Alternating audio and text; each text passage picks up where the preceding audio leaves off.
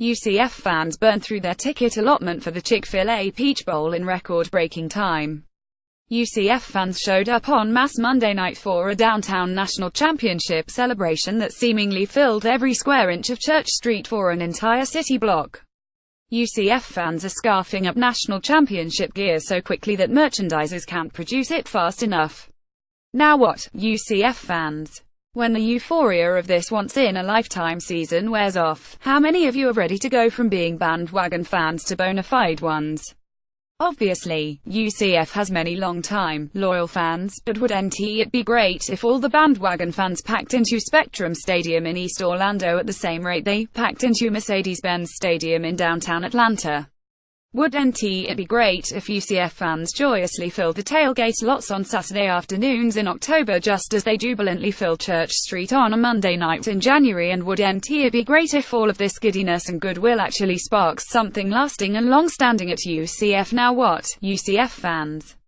Is your passion permanent or is your fervor fleeting? According to UCF's marketing department, the Knights have sold about 3,000 new season ticket packages during the final few exhilarating weeks of the season. Last year, it took more than 6 months to reach the same number of new season ticket buyers. UCF is on pace to sell more new season tickets than any time since Spectrum Stadium opened a decade ago. At long last, maybe this magical season is the impetus needed to rouse UCF's famously slumbering fan base. The Knights have been referred to as a sleeping giant for years, but perhaps fans and alums of the nation's second-largest university are finally waking up and smelling the coffee. Orlando might be an NBA and MLS city, but it is still a college football town at its core. Orlando is smack dab in the middle of a football-fanatical state, and we're the largest market in America without an NFL team. There is no excuse for UCF's 45,000-seat Spectrum Stadium being half empty for so many home games. For the first time in forever, UCF fans have gotten a whiff of the intoxicating scent of big-time football. Their team is being mentioned in the same breath as Alabama, Georgia, and Clemson, and actually being discussed as a legitimate national championship contender.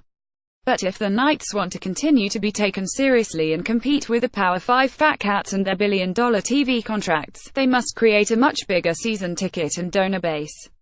This is the only way UCF is going to be able to pay the coaches, build the facilities and offer the amenities needed to fund the program at a championship level.